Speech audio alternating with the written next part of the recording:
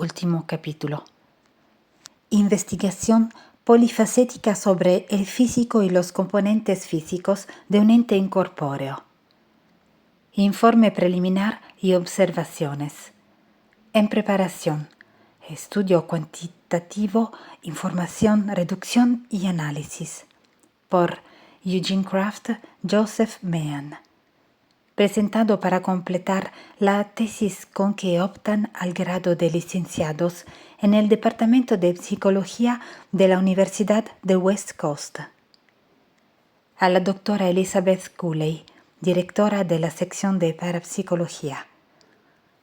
El estudio de los sucesos ha demostrado que el experimento realizado con la señora Moran se efectuó en condiciones tan restrictivas que es imposible proporcionar una evaluación definitiva e incontrovertible del fenómeno psíquico presenciado. Las descripciones de hechizos, apariciones, fantasmas y otros visitantes incorpóreos nunca habían sido analizadas en un laboratorio y por tanto toda esta área de la investigación parapsicológica ha sido siempre ignorada por los científicos. Y no sin razón, ya que es difícil proporcionar una información seria que haga verosímiles los resultados. Nuestra investigación de 4 meses, sin embargo, ha tenido éxito en su objetivo de lograr que un ente psíquico visitara un laboratorio y nos ha proporcionado un rico material sobre la naturaleza del fenómeno. La señora Moran era visitada por un ente, al que a veces acompañaban otros 2 más pequeños. Con el propósito de estudiar el fenómeno, se la trasladó a un escenario a prueba de sonido, ver el diagrama que acompaña el texto.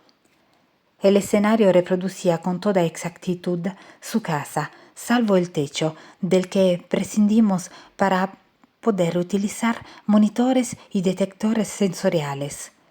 Además, las paredes fueron protegidas con cubiertas especiales para impedir que alguna interferencia electromagnética exterior pudiera entrar en el recinto. La paciente vivió allí en su ambiente natural, rodeada de sus alfombras, cortinas, sillas, cama y utensilios, durante varias semanas. Durante todo ese tiempo no se observó cambio alguno a través de los monitores.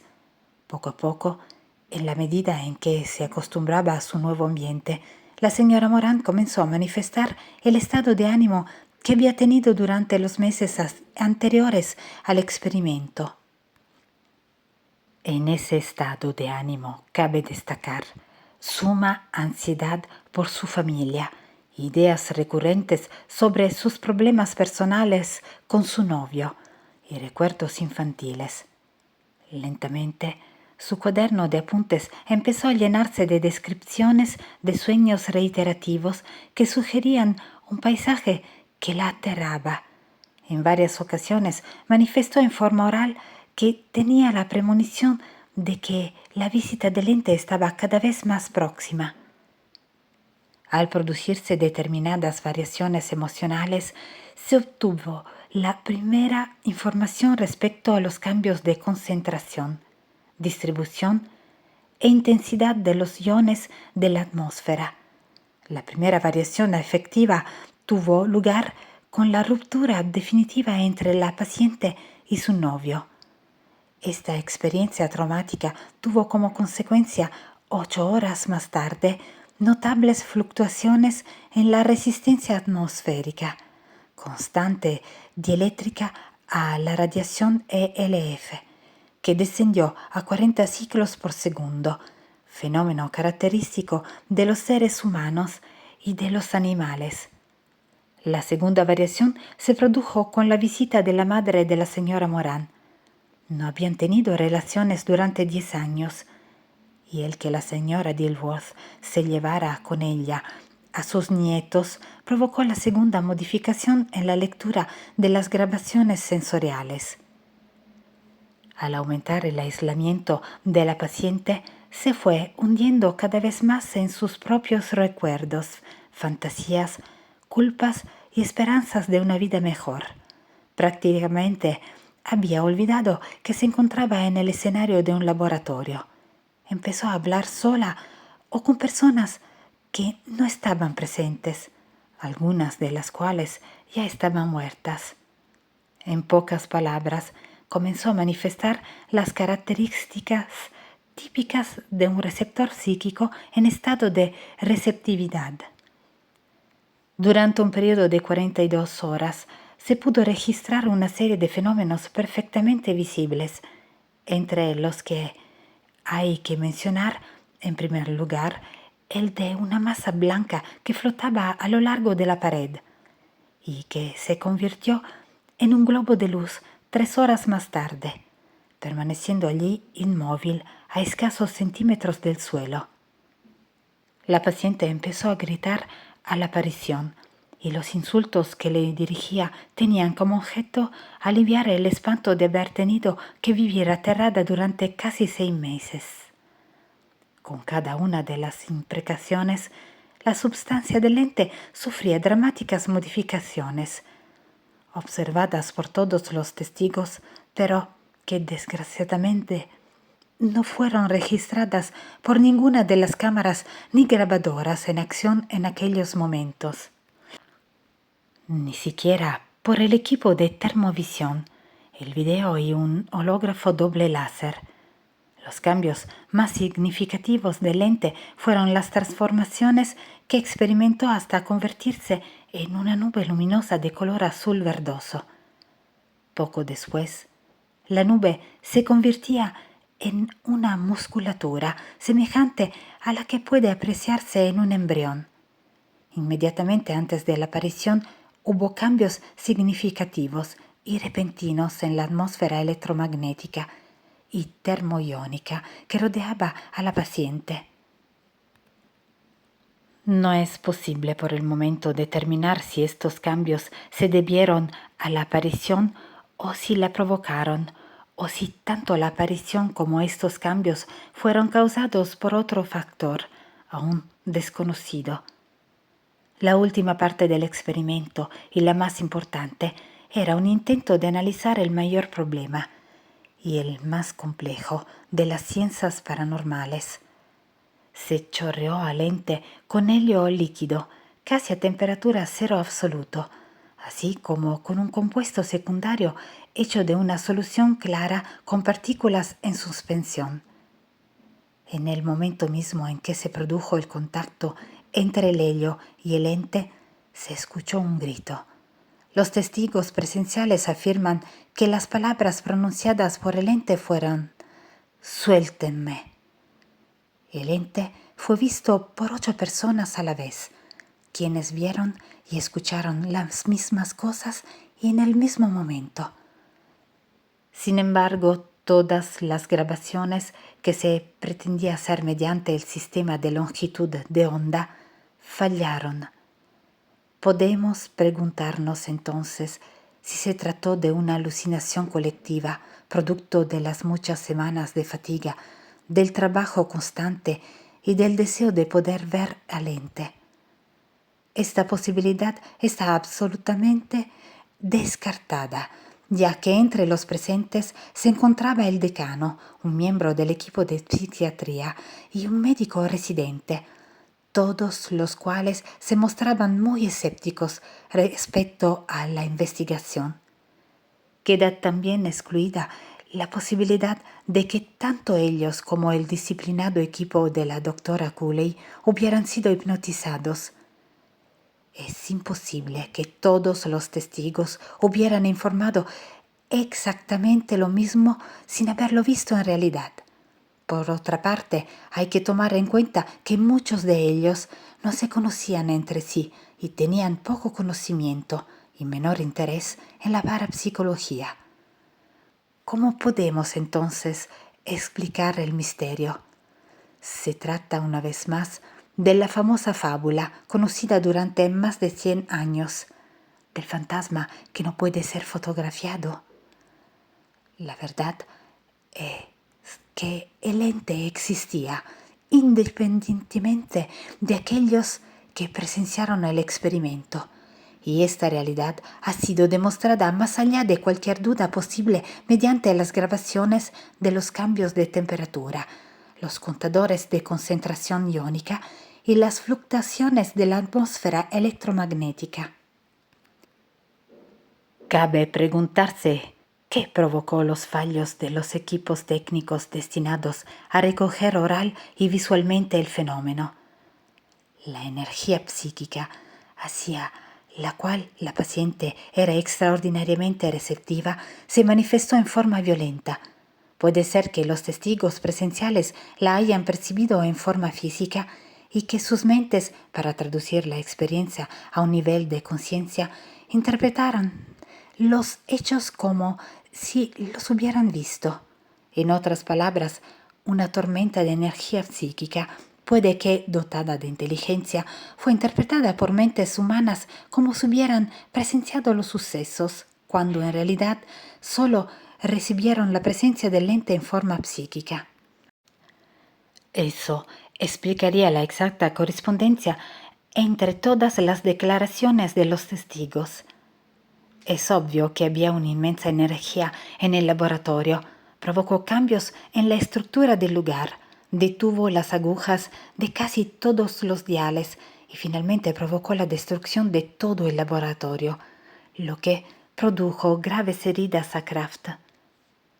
La naturaleza exacta de esta energía aún no es conocida y no sabemos si fue una electromagnética o si produjo ondas electromagnéticas solo como efecto secundario.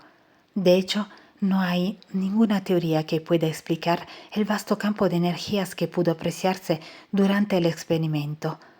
Bien puede ser que se trate de una forma de energía nueva y desconocida, que solo ahora se empieza a investigar científicamente. Una pregunta secundaria. El origen del ente no tiene todavía una respuesta definitiva. Dado que la aparición existía independientemente del sujeto que la percibía, como está confirmado por los antecedentes ya proporcionados, queda por averiguar si se trata de un ente proyectado por el sujeto mismo o si proviene de fuentes espacio-temporales todavía por explorar.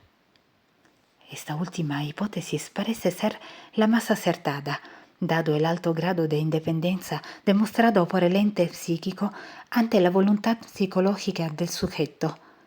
Es probable que un sujeto muy receptivo a este tipo de fenómenos pueda servir de intermediario entre los hechos observables y los distintos planos de la experiencia psíquica. Es imprescindible un mayor número de investigaciones y experimentaciones para resolver definitivamente este problema. No se puede aceptar que se catalogue este experimento como alucinación colectiva o fraude. El hecho de que el fenómeno haya sido presenciado por numerosas personas, algunas muy reacias a aceptar lo que se estaba haciendo, demuestra de manera concluyente que el ente existía en forma independiente de los seres humanos que ocupaban lugar en el espacio y el tiempo y que puede establecer interrelaciones con la materia física. Fin. La verdadera historia de Doris Bither. Entre los casos de tintes paranormales más inexplicables y recordados del siglo pasado, destaca sin duda el famoso caso de Doris Bither, una respetable ama de casa californiana que aseguró que era regularmente violada por una entidad invisible. Doris, una madre viuda de 4 hijos que residía en la localidad californiana de Culver City, en Estados Unidos, se presentó un día de 1974 ante un equipo de expertos del Laboratorio de Parapsicología de la Universidad de California. El motivo de la visita de la angustiada mujer no era baladí. Les aseguró a los expertos que casi todas las noches una entidad invisible la violaba en su propio dormitorio. La primera reacción de los parapsicólogos fue atribuir los ataques a un supuesto desorden mental de la mujer, pensaron que su relato era solo una construcción imaginaria, producto de complejas exteriorizaciones y percepciones gatilladas por algún trastorno o trauma psicológico. Las opiniones de los expertos, sin embargo, no fueron tan concluyentes cuando la examinaron físicamente. La mujer presentaba recientes magulladuras en sus piernas, arañazos en el cuerpo, mordidas y varias lesiones en la zona genital.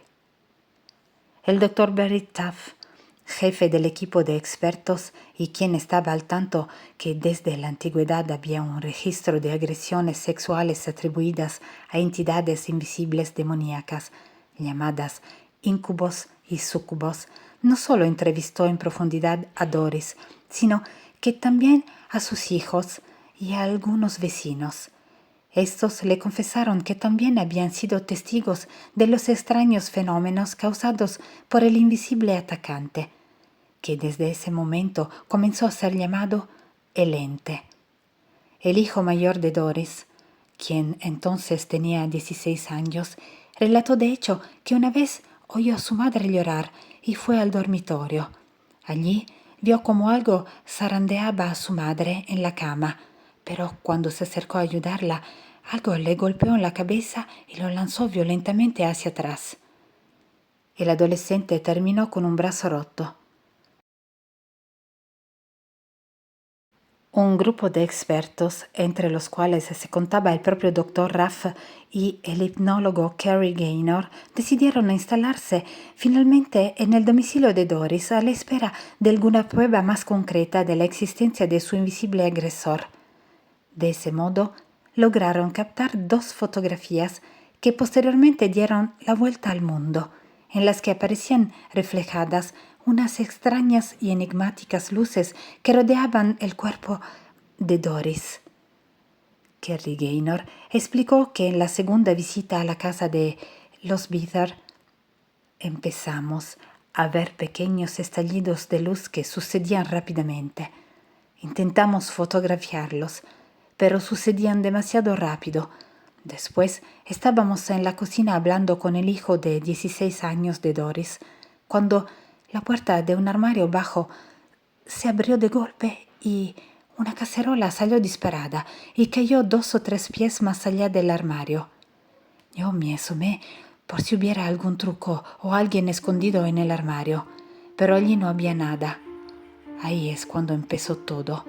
La mujer empezó a gritar: «¡Está en el dormitorio!».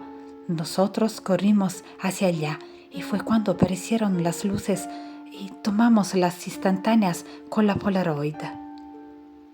El mismo hipnólogo agregó que en la tercera noche, cuando la mujer avisó que el ente estaba en la casa, una luz salió de la pared y se desplazó hasta el medio de la habitación.